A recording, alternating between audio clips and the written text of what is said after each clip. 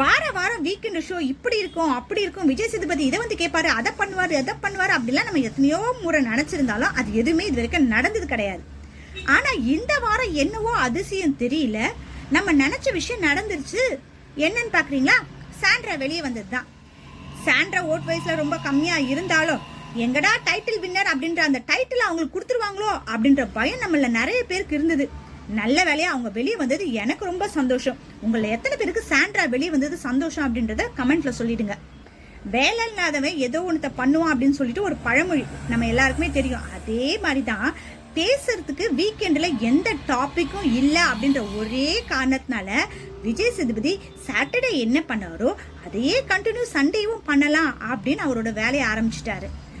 ஷோவை ஆரம்பிச்ச உடனே இந்த சீசனோட கடைசி குறும்படம் அப்படின்னு சொன்னாரு. இது வரைக்கும் இந்த சீசன்ல எத்தனை குறும்படம் போட்டிருக்காரு? நிறைய இடங்கள்ல குறும்படம் போடுறதுக்கான வாய்ப்புகள் இருந்தும் அந்த இடத்துல குறும்படம்லாம் போடாம விட்டுட்டு முடிய போகும்பொழுது அதுவும் சரி போடுற குறும்படமாவது இது வரைக்கும் நடந்த நல்ல மெமரிஸ் எல்லாம் சேர்த்து ஒரு குறும்படம் போட்டிருந்தா கூட பாக்குறதுக்கு கொஞ்சம் நல்லா இருந்திருக்கும். ஆனா ரீஎன்ட்ரியா வந்தவங்க ஏதோ ஒரு 2-3 விஷயத்த பேசிட்டாங்க, அதை எடுத்துட்டு வந்து பேசணும்னு சொல்லிட்டு ஒரு குறும்படம் போட்டாரு பாத்தீங்களா?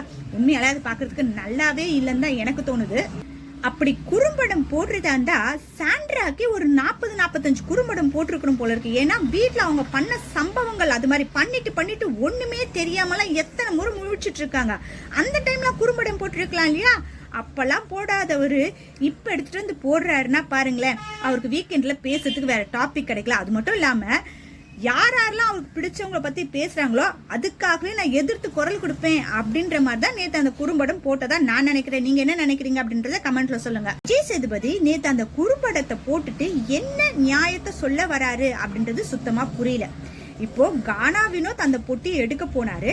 ஆனா அவர் எடுத்தது அந்த வீட்டுல இருக்கவங்களுக்கு மட்டும் கிடையாது, வெளியே இருந்து பார்க்கக்கூடிய நம்மள நிறைய பேருக்கு கூட அது வந்து கஷ்டமா தான் இருந்துச்சு. ஏன்னா ஒரு டைட்டில் வின் பண்ணக்கூடிய ஒரு நபர் ஒரு 18 லட்சம் ரூபாய் மட்டும் எடுத்துட்டு போறாரு அப்படின்னும் போது நமக்கு வெளியே எவ்வளவு ஃபீலிங்கா இருந்ததோ அதே மாதிரி அந்த ஒரு 100 நாள் அவரு கூட பழகினவங்களுக்கு அது ரொம்ப கஷ்டமா இருந்திருக்கும். ஓகே, அவங்க வந்து தப்பா கூட நினைச்சிருக்கட்டும், சரிங்களா? அப்போ இவர் இந்த படத்தை எடுக்கிறாரு அப்படின்னும் பொழுது கூட இருக்கக்கூடிய அந்த ஃபைனலிஸ்டுக்கு அந்த சிரிப்பு வந்தது நான் பார்த்தேன் அப்படிலாம் அவங்க தவறா நினைச்சிருந்தா கூட அது வந்து இயல்பான ஒரு விஷயம்தான், சரிங்களா? அதையும் அவங்க வந்து சொல்லிட்டாங்க. முதல்ல எங்களுக்கு வந்து தோணுச்சு, அதுக்கப்புறமா அவங்க கிட்ட கேட்டது கிளியர் பண்ணதுக்கு அப்புறமா அந்த விஷயத்த நாங்க அதுக்கப்புறமா எந்த ஒரு இடத்துலயும் நாங்க பேசல அப்படின்னு சொன்னதுக்கு அப்புறமாவும் திரும்ப அதை எதுக்கு விஜய் சேதுபதி அதை வந்து கேட்டுக்கிட்டே இருந்தாரு அப்படின்றது சுத்தமாவே புரியல. அதுல முக்கியமா வியானாவையும் பிரவீன்ராஜையும் வச்சு செஞ்சுட்டாரு அப்படின்ற நினைக்கிற மாதிரி இருக்கு. அடுத்து வீட்டுல ரீஎன்ட்ரி கொடுத்தவங்க ஃபைனலிஸ்டா இருக்கக்கூடிய அந்த 5 பேருக்கு நீங்க மக்கள் கிட்ட ஓட்டு கேளுங்க அப்படின்னு சொல்லி கேட்டிருந்தாப்பல. அதுல வந்து பாத்தீங்கன்னா வாட்டர்மெலன், அப்புறம் ரம்யா, அதுக்கப்புறம் வந்து அப்சரா, இவங்க 3 பேருமே வந்து பாத்தீங்கன்னா சபரிக்காக ஓட்டு கேட்டிருந்தாங்க.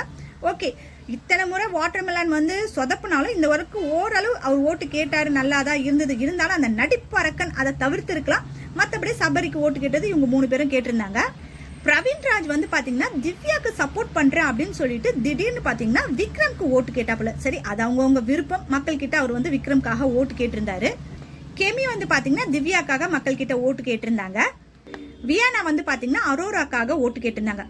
இவங்கெல்லாம் ஓட்டு கேட்டதெல்லாம் கூட எனக்கு கஷ்டமா தெரியலங்க. ஓகே, கரெக்டா தான் இருந்தது. ஆனா பிரவீன் காந்திக்கு என்ன ஆச்சுன்னு தெரியல, சாண்ட்ராக்கு ஓட்டு கேட்டாரு. சரி, ஓகே, அது அவரோட விருப்பம். ஏன்னா இந்த நபர் தான் பிடிக்கணும், இந்த நபர் பிடிக்க கூடாது அப்படின்ற ஒரு விஷயம் அவங்களோட விருப்பம். சாண்ட்ராவை அவர் பிடிச்சிருக்கு, ஓட்டு கேட்டாரு. ஆனா அதுக்கான ஒரு காரணம் ஒண்ணு சொன்னாரு பாருங்க. அந்த கார் டாஸ்க்ல அவங்க கீழே விழுந்து அப்படி மேல பார்க்கும்போது வெற்றி பயணத்தை நோக்கி பாக்குற மாதிரி இருந்துச்சு. அதுக்காகவே மக்கள் ஓட்டு போடுங்க அப்படின்னு சொல்லி கேட்டாரு பாருங்க. அது சுத்தமா எனக்கு ஒண்ணுமே புரியல. ஏன் அவருக்கு என்ன ஆச்சு? சாண்ட்ராக்கு ஓட்டு கேட்டது கூட பரவாயில்ல, ஆனா அதுக்கு ஒரு காரணம் சொல்லும் பொழுது அவர் சரியா அந்த வீடியோலாம் பார்க்கலையா என்னன்னு தெரியல. சாண்ட்ரா அதுக்கு முன்ன என்ன பண்ணாங்க, அந்த நிகழ்வு நடந்ததுக்கு அப்புறம் என்னென்னலாம் பண்ணாங்க அப்படின்னு சொல்லிட்டு. சரி, இப்படி கூட இருக்கலாம். மற்றவங்க எல்லாரும் மற்றவங்களுக்கு ஓட்டு கேட்டாங்க, சாண்ட்ரா மட்டும் ஓட்டு இல்லாம இருந்தா பாவம் போயிட போகுது அப்படின்றதுக்காக கேட்ட மாதிரி கூட நம்ம நினைச்சுக்க. வேற என்ன பண்றது? சாண்ட்ரா நினைச்சிருப்பாங்க, பரவாயில்ல, நமக்காக ஓட்டு கேட்கறதுக்கு ஒரு மனுஷனாவது உள்ள இருக்காங்களே அப்படின்னு சொல்லிட்டு. விஜய் சேதுபதி அந்த குறும்படம் போட்டு முடிச்சதுக்கு அப்புறமா அந்த ஃபைனலிஸ்டா 5 பேர் இருக்காங்க பாத்தீங்களா, அவங்க கிட்ட வந்து இந்த படத்தை பார்த்ததுக்கு அப்புறமா நீங்க என்ன நினைக்கிறீங்க அப்படின்னு சொல்லி கேட்டிருப்பாரு. அதுல திவ்யாவும் சபரியும் நார்மலா பேசிட்டு உட்காந்துருப்பாங்க. விக்ரம் தான் ரொம்ப எமோஷனலா பேசுற மாதிரி பேசினாரு. ஆனா அரோரா பேசுனாங்க பாத்தீங்களா, சார் அந்த 18 லட்சம் என் கைக்கு வந்துரும் நினைச்சேன். ஒரு செகண்ட்ல எனக்கு அல்வா கொடுத்து அவர் தூக்கிட்டு போயிட்டார் சார். 2 நாளா எனக்கு அதுவே தூக்கம் வரல, நான் மத்ததை பத்திலாம் யோசிக்கல சார் அப்படின்னாங்க. ஆக்சுவலா இதனாலதான் வீட்டுல இருக்கவங்களுக்கு எல்லாம் அரோரா மேல சந்தேகம் வரதுக்கான காரணம். ஒண்ணு, பெட்டியை எடுக்கணும் அப்படின்னு நினைக்கிறவங்க முதலே பொட்டி எடுத்துட்டு போயிட்டு இருப்பாங்க. இப்ப எப்படி கானா வினோத் வந்தாரு, டக்குன்னு வந்து பொட்டி எடுத்துட்டு போனாரு. ஆனா கானா வினோத் பக்கத்துல இருக்கும் போது நான் எடுக்கவா வேணாவா, எடுக்கவா வேணாவா அப்படின்னு பொழுது, நீ எடுக்கிறியா இல்ல நான் எடுத்துருவா, நீ எடுக்கிறியா இல்ல நான் எடுத்துருவா அப்படின்னு சொல்ற மாதிரி தானே இருக்கு. அது அங்கிருந்து பாக்குறவங்களுக்கு அரோரா மேல ஒரு சின்ன சந்தேகம் வரதுக்கான வாய்ப்பு இருக்கதான் இருக்கு, நியாயமா தான் தோணுது. அப்போ அவங்க கேட்டதுல தவறு இருக்கா சொல்லுங்களேன். அதுக்கப்புறம் கேட்டு தெரிஞ்சுட்டாங்க. ஆனா அதுக்காக தான் விஜய் சேதுபதி போட்டு அவங்களை வச்சு செஞ்சாருன்னு வச்சுக்கோங்களேன். ஆனா இப்ப அரோரா இப்படி சொல்றாங்க, திடீர்னு அரோராக்கு டைட்டில் வின் கொடுத்துட்டாங்கன்னு வச்சுக்கோங்களேன், வேற ஒண்ணுமே பண்ண முடியாது. ஏன்னா முதல் ஒரு 5 வாரம் அரோரா அந்த வீட்டுல எந்த ஒரு விஷயமும் பண்ணல. அதுக்கப்புறமா யார் யார் என்னென்ன பேசுறாங்க அதெல்லாம் நோட் பண்ணி விஜய் சேதுபதி கிட்ட சொல்லி நல்ல பேர் எடுத்துக்கிட்டதை மட்டும்தான் செஞ்சாங்க. இப்ப கடைசியா தான் ஒரு சில டாஸ்க் எல்லாம் நல்லா விளையாண்டாங்களே தவிர்த்து மத்தபடி அரோரா உள்ள வேற எந்த ஒரு கேமும் சரியா விளையாடல அப்படின்ற மாதிரி தான் எனக்கு தோணுது. சாண்ட்ரா சொல்லியிருப்பாங்க, சார் அந்த இடத்துல நான் இல்லவே இல்லை சார், நான் தண்ணி கேன் கூட போட வரல சார் அப்படின்னு சொல்லிட்டு ஒரு சிரிப்பு சிரிச்சிருப்பாங்க. அந்த சிரிப்பு அப்படின்றது ஒரு இயல்பான சிரிப்பா எனக்கு தோணல. நார்மலா அந்த சின்ன ஒரு சிரிப்பு இருக்கும், நார்மலான சிரிப்பு இருக்கும். அந்த கள்ள கம்படத்தோடு சிரிக்கக்கூடிய சிரிப்பு அப்படின்ற மாதிரி தான் நேற்று ஃபுல்லாவே சாண்ட்ரா பண்ணிட்டு இருந்தாங்க. அந்த மாதிரி நான் நினைக்கிறேன். நீங்க என்ன நினைக்கிறீங்க அப்படின்றத கமெண்ட்ல சொல்லுங்க. அவங்க அடுத்த வாரம் ஃபைனலுக்கு 4 பேர் தான் போக போறாங்க, இப்போ ஒருத்தர் வெளியே போக போறாங்க அப்படின்னு சொல்லிட்டு உடனே சாண்ட்ரா பேரை எடுத்து காமிச்ச உடனே ஆடியன்ஸ் சைட்ல வந்து பாத்தீங்கன்னா ரொம்ப சூப்பரா கொண்டாட்டத்தோட கை தட்டினாங்க. ஆனா அதை ஒருத்தர் மட்டும் எதிர்பார்க்கல. அது யாரு அப்படின்னு பாத்தீங்கன்னா சாண்ட்ரா தான். ஏன்னா கடைசியில டைட்டில் வின் பண்ணிடலாம் அப்படின்னு நினைச்ச அந்த அம்மாக்கு இன்னைக்கு வெடித்தாய் வெளியே போறோம் அப்படின்னு நினைக்கும் போது ஒரு சின்ன ஷாக் மனசுக்குள்ள இருந்தது. ஆனா அதை வெளியே காட்டிக்கல. அவங்க இது வரைக்கும் வீட்டை விட்டு வெளியே போகும்போது ஒரு சிலர்லாம் ஃபீல் பண்ணிருப்பாங்க. இப்போ வந்து கமருதீன் வெளியே போகும்போது கூட வந்து பாத்தீங்கன்னா சபரி, திவ்யா, கானா வினோத் இவங்கெல்லாம் வெளியே போகும்போது ரொம்ப ஃபீல் பண்ணிட்டு இருந்தாங்க. பாரு கிட்ட தான் யாரும் போலன்னு வச்சுக்கோங்க. மற்றபடி ஒவ்வொருத்தர் வெளியே போகும்போது ஃபீல் பண்ணி தான் அனுப்பியிருப்பாங்க. ஆனா நேத்து சாண்ட்ரா வெளியே போகும்போது வீட்டில் இருக்கவங்க யாருமே ரொம்ப ஃபீல் பண்ணவே இல்லை. நீங்க பார்த்துருப்பீங்கன்னு நினைக்கிறேன். ஆனா பிக் பாஸ் எப்படி தெரியுங்களா, யார்கிட்ட யார் சண்டை, அப்ப அவங்கள எப்படி கோத்து விடலாம் அப்படின்றதுல ரொம்ப சூப்பரா வேலை செய்வாரு. அது மாதிரிதான் நேத்து சாண்ட்ரா வெளியே போகும்போது அந்த போட்டோ ஃப்ரேமை வந்து திவ்யா தான் கொடுக்கணும் அப்படின்னு சொல்லியிருப்பாரு. திவ்யா மனசுக்குள்ள சாண்ட்ராவை பத்தி இப்போ ஒரு நல்ல அபிப்பிராயம் இல்லை, இருந்தாலும் 4 பேர் முன்னாடி நார்மலா அந்த போட்டோ கொடுத்துட்டு ஹக் பண்ணலாம் அப்படின்னு நினைச்சா இவங்க ஹக் பண்ணாம வெறும் போட்டோ மட்டும் ஓகே ஓகே அப்படின்னாங்க. அப்ப திவ்யாக்கு எப்படி இருக்கும், பார்க்கக்கூடிய நமக்கே என்னடா இவங்க இப்படி 4 பேர் இருக்கிற இடத்துல இப்படி பண்றாங்களே அப்படின்ற மாதிரி தானே தோணும். அந்த இடத்துல திவ்யாவுக்கு ரொம்ப அசிங்கமான மாதிரி ஆயிடுச்சு. இந்த இடத்துல இப்படி பண்ணிட்டு வெளியே ஸ்டேஜுக்கு வந்துட்டு ஒவ்வொருத்தர்கிட்ட பேசும்பொழுது திவ்யா கிட்ட, திவ்யா நீ இப்படி எல்லாம் முகத்தை வச்சுக்காத அப்படின்னா இவங்க அசிங்கப்படுத்துவாங்களாம்.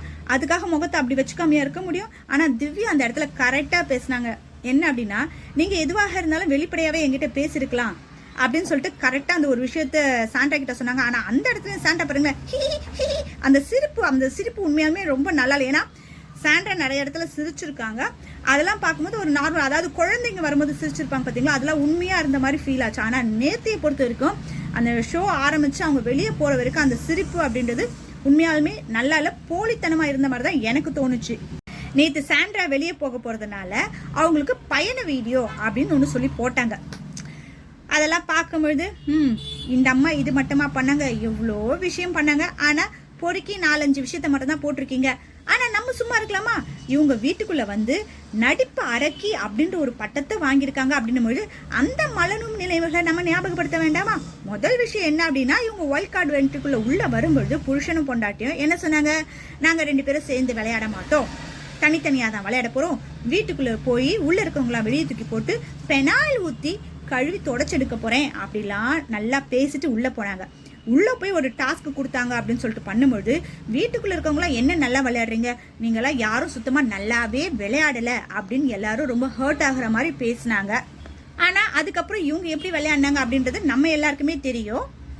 பிக் பாஸ் வீட்டுக்குள்ள சாண்ட்ரா போய் நல்லா விளையாடின அந்த ஒரு கேம் அப்படின்றது, அந்த சீக்ரெட் டாஸ்க் கொடுத்தாங்க பாத்தீங்களா, அது மட்டும் தான் கொஞ்சம் நல்லா விளையாண்டாங்க. மற்றபடி எல்லாமே ரொம்ப ஒஸ்டா தான் பர்ஃபார்ம் பண்ணாங்க. முக்கியமா இந்த நடிப்பறக்கி அப்படின்ற பட்டம் வரத்துக்கான காரணம் என்ன அப்படின்னா, தலை டாஸ்க் ஒன்று வச்சாங்க. அதில் தான் சபரியும் பார்வதியும் இது விளையாடும் பொழுது பார்வதி கண்ணில் அடிபட்டு பார்வதிக்கு அந்த கண்ணு வீங்கி போட சம்பவம் வந்தது. அந்த இடத்துல அந்த டாஸ்க்குக்கான ஜட்ஜா கனியும் சாண்ட்ராவும் தான் இருப்பாங்க. லைவ்ல பார்த்தவங்களுக்கு நிறைய பேருக்கு தெரிஞ்சிருக்கும். கனியும் சாண்ட்ராவும் அந்த இடத்துல நல்லா டிஸ்கஸ் பண்ணி தான் அந்த வந்து தீர்ப்பு கொடுத்துருப்பாங்க. ஆனால் வீக்கெண்ட் ஷோவில் விஜய் சேதுபதி கேட்கும்பொழுது என்கிட்ட யாருமே டிஸ்கஸ் பண்ணலையே, அது பண்ணலையே, இது பண்ணலையே அப்படின்னு விஜய் சேதுபதி சொல்றாரு. அந்த அதிர்ச்சியிலேருந்தே வரல பாருங்களேன் சாண்ட்ரா. அப்படியே அவங்க குழந்தைங்க பார்ப்பாங்க எவ்வளோ அதிர்ச்சியாக இருக்காங்க அப்படின்னும் போது அந்த ஒரு முகத்தை வச்சுக்கிட்டு பண்ணுவாங்க பாருங்க. அது மட்டும் இல்லை, அந்த ஷோ முடிஞ்சதுக்கு அப்புறமா கனி வந்து தனியாக பேச வருவாங்க. சாண்ட்ரா, நம்ம 2 பேரும் அங்கே நின்று தானே பண்ணிட்டு இருந்தோம், இப்போ நீங்கள் ஷோவில் சொன்ன விஷயத்த நீங்கள் அப்போவே என்கிட்ட சொல்லியிருக்கலாம்ல அப்படின்னும் பொழுது நீங்கள் என்ன சொல்ல வரீங்கன்னு எனக்கு ஒன்றும் புரியல, எனக்கு எதுவுமே சுத்தமாக ஞாபகம் இல்லை அப்படின்னு சொல்லிட்டு கனி பேசிட்டு இருக்கவங்களை விட்டு அவங்க அப்படியே விலகி போவாங்க. அதனால தான் அன்னிலிருந்து தான் அவங்களுக்கு நடிப்பு அரக்கி அப்படின்ற பட்டம் நம்ம எல்லாராலையும் அவங்களுக்கு வழங்கப்பட்டது. அது அடுத்த டாஸ்க் வந்து பார்த்தீங்கன்னா இந்த சோப்பு சீப்பு மாப்பு அதில் என்னென்னலாம் பண்ணியிருப்பாங்க. பூண்டு தோல் அங்கங்கே தூக்கி போட்டிருப்பாங்க. அதுக்கப்புறம் திவ்யாவுக்கு தலைவலிக்குது அப்படின்னு சொல்லிட்டு திவ்யா கூட சேர்ந்து எவ்வளோ விஷயங்கள் பண்ணியிருப்பாங்க. அந்த இடத்துல தான் FJ பால் தரல அப்படின்னு சொல்லிட்டு அவங்க வீட்டில் இருக்கவங்க எல்லாருக்கும் பால் ஊற்றிருப்பாங்க. அது பிரஜன் தான் பேசினாரு, தான் எதுவுமே பேசல அப்படின்னாங்க. ஆனால் நிறைய இடத்துல அவன் யாருக்கு பால் ஊற்ற போனான் அப்படின்னு சொன்னது எல்லாமே சாண்ட்ரா தான். நெக்லஸ் டாஸ்க்ல வந்து பாத்தீங்கன்னா சுபிக்ஷாவை வேலுமனே வந்து இடிச்சது. அதுக்கப்புறம் திவ்யா கிட்ட அந்த இடத்துல இருந்தே கொஞ்சம் கடுகடுப்பா இருந்தது. பிரஜன் வெளியே போகும்போது ஓவர் சீன் கிரியேட் பண்ணது. பிரஜன் போனதுக்கு அப்புறமா திவ்யா கிட்ட தேவையில்லாம சண்டை வலிச்சது எல்லாமே சாண்ட்ராவோட வரலாற்றுல பதிக்க வேண்டிய ஒரு விஷயங்க தான். தான் புருஷன் பிரஜன் வீட்டுல இருக்கிற வரைக்கும் ஒரு மாதிரி பண்ணிட்டு இருந்தாங்க. பிரஜன் வீட்டு விட்டு போனதுக்கு அப்புறமா சிம்பத்தி கிரியேட் பண்ணணும் அப்படின்றதுக்காக அழுது எல்லா இடத்துலயும் வந்து கேமரா முன்னாடி என் புருஷன் இல்லாம என்னால இருக்க முடியல அப்படின்னு சொல்லிட்டு சிம்பத்தி கிரியேட் பண்ணிட்டு இருந்தாங்க. அதுக்கப்புறம் வந்து பாத்தீங்கன்னா நம்ம மட்டும் அழுதுட்டு இருந்தா நம்மளை சுத்தி ஒவ்வொருத்தரும் வந்து நம்ம கிட்ட பரிதாமா பேசணும் அப்படின்னு சொல்லிட்டு ஒவ்வொருத்தரா கூப்பிட்டு வந்து பேசிட்டு இருந்தாங்க. அதுக்கப்புறம் வந்து பாத்தீங்கன்னா இவங்க யாருமே சும்மா விடக்கூடாது, நம்மளை அப்படியே தனியா தண்ணி தெளிச்சு விட்டுட்டாங்க, இவங்க எல்லாரையும் இந்த வலைக்குள்ள கொண்டு வரணும் அப்படின்றதுக்காக இவங்க போடுற சத்தத்தால என்னால் தூங்க முடியல அப்படின்னு சொல்லிட்டு வெளியே வந்து படுத்து அந்த இடத்துல ஒரு பெரிய சண்டையை உருவாக்கி என்னோட தூக்கம் போச்சு, என்னோட நிம்மதி போச்சு அப்படின்லாம் பேசிட்டு இருந்தாங்க. அந்த வாரம் வீக்கெண்ட் ஷோல கம்ருதீன் கரெக்டான ஒரு பாயிண்ட் எடுத்து சொல்லியிருப்பாரு. தன்னுடைய வாழ்க்கை வரலாறு பேசுவாங்க இல்லையா ஒவ்வொருத்தர், அது மாதிரி வைல்ட் கார்டில் வந்தவங்க ஒவ்வொருத்தர் ஒவ்வொரு டைம் சொல்லியிருப்பாங்க. அப்போ ஒரு நாள் நைட்டு சாண்ட்ரா தன்னோட கதையை சொல்றேன் அப்படின்னும் போது நாங்க எல்லாருமே அதை கேட்கறதுக்காக நைட் எல்லாம் முடிச்சிட்டு இருந்தோம் இல்லையா. அப்போ அவங்களுக்கு தூக்கம் வரலையா, இப்போ நாங்க பேசுறது மட்டும் தான் அவங்க தூக்கத்தை கெடுக்குதா அப்படின்னு சொல்லிட்டு கரெக்டான பாயிண்ட்டை கம்ருதீன் எடுத்து வச்சிருப்பாரு. ஆனா அதை விஜய் சேதுபதி சரியா நோட் பண்ணி கேட்கலன்னு வச்சுக்கோங்களேன்.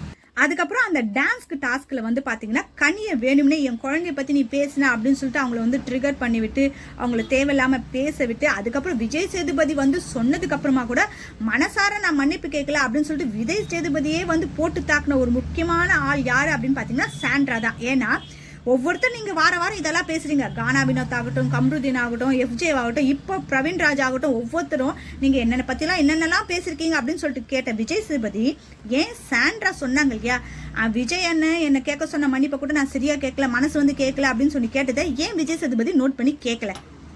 அந்த அம்மா நடிப்புக்கெல்லாம் உச்சகட்டம் எது அப்படின்னு பாத்தீங்க அப்படின்னா இந்த கார் டாஸ்க் தான். கார் டாஸ்க்ல கண்டிப்பா பார்வதி கம்ருதீன் வாய் விட்டது, அவங்க பண்ண செய்கை தவறு தான், நம்ம அதை இல்லைன்னு சொல்லவே முடியாது. தவறு செய்யறது மனிதனோட இயல்பு. அந்த தவறு செஞ்சதுக்கு அப்புறமா மன்னிப்பு கேட்கறது, அந்த மன்னிக்கிறது அப்படின்றது இன்னும் ரொம்ப நல்ல விஷயம். ஆனா மன்னிப்பு கேட்க வரவங்க கிட்ட என்னவோ பேய பிசாசை பாக்குற மாதிரி ஒரு பயந்து ஒரு நடிப்பு போட்டாங்க பாத்தீங்களா, அதுதான் இருக்கிறதுல ரொம்ப ஹைலைட். அவங்க என்ன நினைச்சிருப்பாங்கன்னா மக்கள் நம்ம எல்லாருக்கும் இப்போ சிம்பத்தி ஏற்பட்டிருக்கோம், இதை வச்சு இந்த விஷயத்தை வச்சு நமக்கு டைட்டில் வின்னர் கொடுத்துருவாங்க, அதனால அதை அப்படியே ஃபாலோ பண்ணலாம் அப்படின்னு அவங்க ஒரு தப்பு கண்ணுக்கு போட்ட இடம் அதுதான். சேதுபதி வீக்கெண்ட் ஷோ முடிக்கிறதுக்கு முன்ன வீட்டுக்குள்ள இருக்கிறவங்க ஃபைனலிஸ்டா இருக்கீங்க இல்லையா, இந்த 4 பேரு யாருக்கு நீங்க சாரி சொல்ல விரும்புறீங்க, யாருக்கு நன்றி சொல்ல விரும்புறீங்க, அந்த டாஸ்க்கை நீங்க பண்ணுங்க அப்படின்னு சொல்லிட்டு விஜய் சேதுபதி கிளம்பிட்டாரு. இதுல ஒவ்வொருத்தர் சாரி அப்புறம் வந்து தேங்க்ஸ் சொல்லிட்டு இருந்தாங்க. அதில் திவ்யா சொன்ன ஒரு விஷயம் ரொம்ப சூப்பராகவே இருந்தது. உண்மையாலுமே அது சாண்ட்ராக்காக பதிவு பண்ணியிருந்தாங்க. சாண்ட்ரா, இந்த நிகழ்ச்சியை நீங்கள் கண்டிப்பாக பார்ப்பீங்க. உங்களை மாதிரி ஒரு நபரை இது வரைக்கும் நான் சந்திச்சதே இல்லை. உங்களை நான் எவ்வளோ நம்பினேனோ ஆனால் அதுக்கு ஆப்போசிட்டாக தான் நீங்கள் இருந்தீங்க. இது எனக்கு ஒரு நல்ல பாடம், அதுக்காகவே நான் உங்களுக்கு ஒரு தேங்க்ஸ் சொல்கிறேன் அப்படின்னு சொன்னாங்க. உண்மையாலுமே சூப்பரான பதிலடி சாண்ட்ராக்கு. ஏன்னா இந்த சீசனில் இவங்க 2 பேருமே வைல்ட் கார்டு என்ட்ரியில் தான் வந்திருப்பாங்க. எல்லா இடத்துலையுமே இவங்க விட்டு கொடுக்காதவங்க யார் அப்படின்னு பார்த்தீங்கன்னா திவ்யா தான். ஏன்னா சாண்ட்ரா திவ்யாவை எவ்வளோ போட்டு அடித்தாலும் சாண்ட்ராவை பத்தி ஒருத்தர்கிட்ட ஒரு தவறான வார்த்தையை கூட அவங்க பேசல. ஆனா சாண்ட்ரா திவ்யாவை பத்தி ஒவ்வொருத்தர்கிட்டையும் தனித்தனியா எவ்வளோ பேசியிருப்பாங்க. அப்ப கூட சாண்ட்ரா மேல எந்த ஒரு இதுவும் இல்லாம இருந்தாங்க. ஆனா கடைசியா வெளியே போய் பார்த்துட்டு ஷோவை பத்தி உள்ள வந்து சொன்னதுக்கு அப்புறமா நம்மளை எவ்வளவு கேவலமா இவங்க நினைச்சிருக்காங்க. அது அவங்களோட குணம். இனிமே இவங்க கிட்ட இருந்து விலகி இருக்கணும் அப்படின்னு நினைச்சு கரெக்டா எந்த இடத்துல பாயிண்ட் வைக்கணும்னு நினைச்சு வைக்கிறாங்க பாத்தீங்களா. உண்மையானே திவ்யா நேத்து சொன்ன விஷயம் ரொம்ப நல்லா இருந்தது. உங்களில் எத்தனை பேருக்கு அது பிடிச்சிருந்தது அப்படின்றத கமெண்ட்ல சொல்லுங்க. இந்த வாரம் வந்து பாத்தீங்கன்னா எல்லாருமே வீட்டுக்குள்ள வந்துருவாங்க. அதுல முக்கியமா பார்வதியும் கமருதீனை தவிர்த்து மீது எல்லாருமே வந்துருவாங்க. அரோரா ரொம்ப நாளா எதிர்பார்த்துட்டு இருந்தாங்க துஷார் வரணும் வரணும் வரணும் அப்படின்ட்டு. துஷாரும் இந்த வாரம் வந்துருவாரு.